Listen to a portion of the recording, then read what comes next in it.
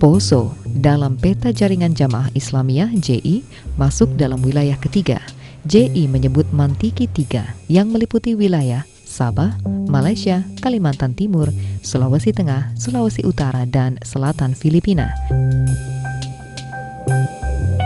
Nasir Abbas ketika itu memimpin Mantiki 3. Murid-murid saya sudah banyak.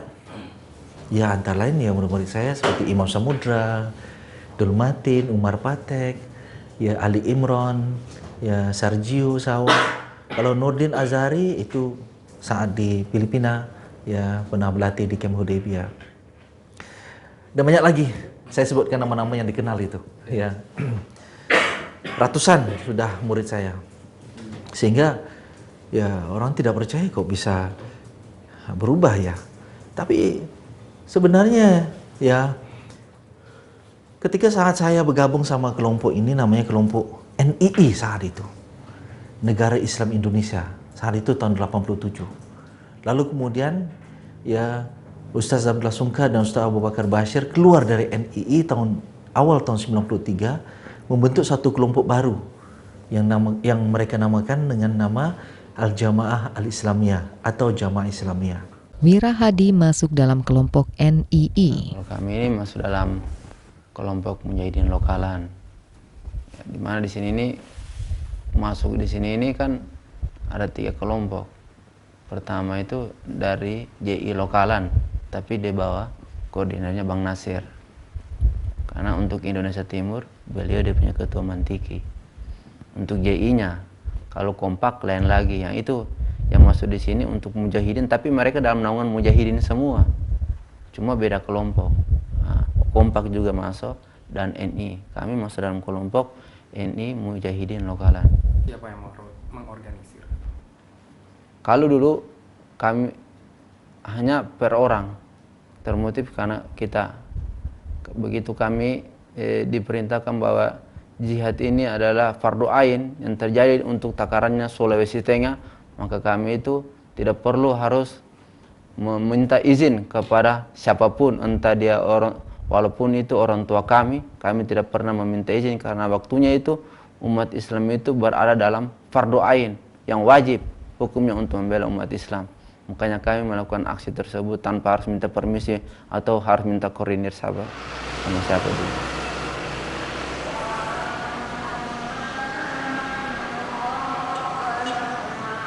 Pihak kepolisian mengatakan setelah konflik yang melibatkan kelompok Muslim dan Nasrani, banyak bermunculan kelompok jihad di Poso.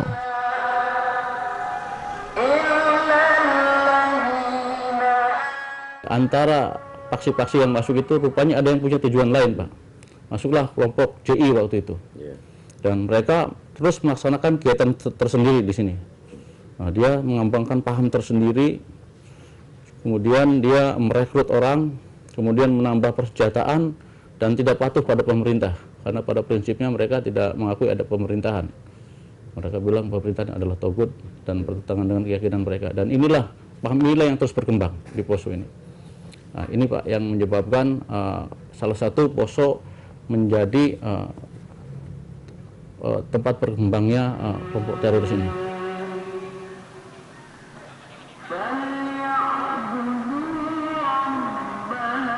Setelah dilakukan penangkapan terhadap sejumlah teroris di wilayah Poso, Susnadi mengatakan di wilayahnya sudah dilakukan upaya pembinaan terhadap eks-kombatan.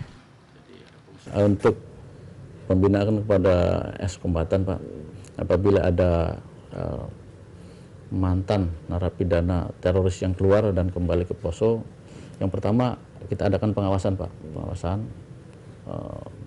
tertutup melalui anggota langsung atau memang melalui jaringan kita yang kita tempelkan, yang sudah mantan juga yang sudah kita rekrut kita tempelkan ke dia.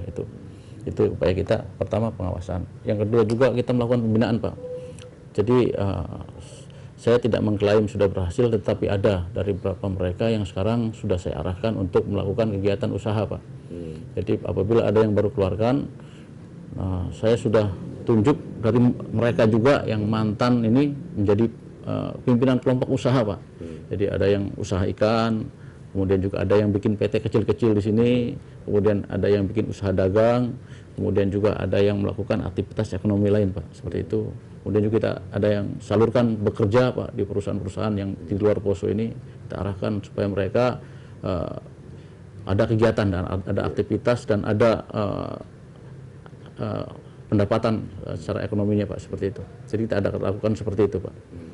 Memang di antara yang keluar ini juga memang ada yang masih belum bisa mau kita rangkul Pak, ada. Kita lakukan pengawasan terus. Saya merasa dengan kegiatan kami yang dulu dengan ketimbang kegiatan teman-teman yang sekarang ini artinya ada perbedaan. Kalau kami dulu itu betul-betul melakukan aksi itu karena ada termotif dengan masalah ketidakadilan yang dilakukan pemerintah di Poso. Kalau motifnya teman-teman ini, saya tidak menyalahkan mereka juga karena itu mereka punya pentafsiran dalam muamalah kan berbeda dengan kami dulu. Saya cuma menilai bahwa ada kekeliruan dan ada kejanggalan yang mana mereka melakukan pengeboman, pembunuhan yang tidak jelas, yang kacau sehingga menyebabkan banyak orang yang ditangkap yang tidak terlibat karena aksi orang yang tidak bertanggung jawab, masyarakat yang terlibat yang karena aksi, yang karena apa maksudnya, masyarakat yang kena imbas daripada ulah mereka yang tidak bertanggung jawab, sampai ada yang mati, ada yang ditembak, padahal mereka tidak tahu karena mereka kena imbas. Itulah hal-hal yang saya tidak sepaham dengan apa yang dilakukan dengan teman-teman sekarang karena main brutal, main sembarang hantam.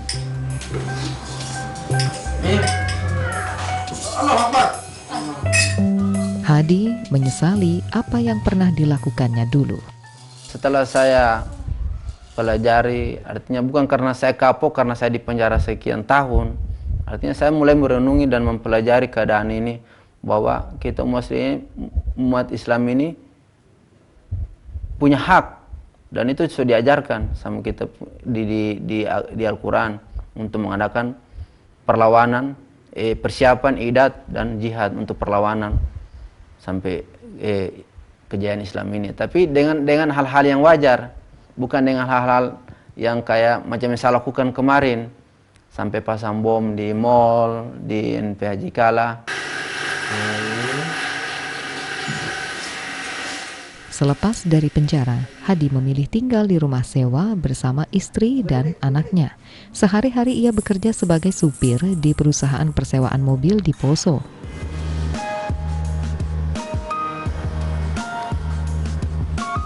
Selain sebagai supir, Hadi juga tengah meniti karir sebagai atlet tinju.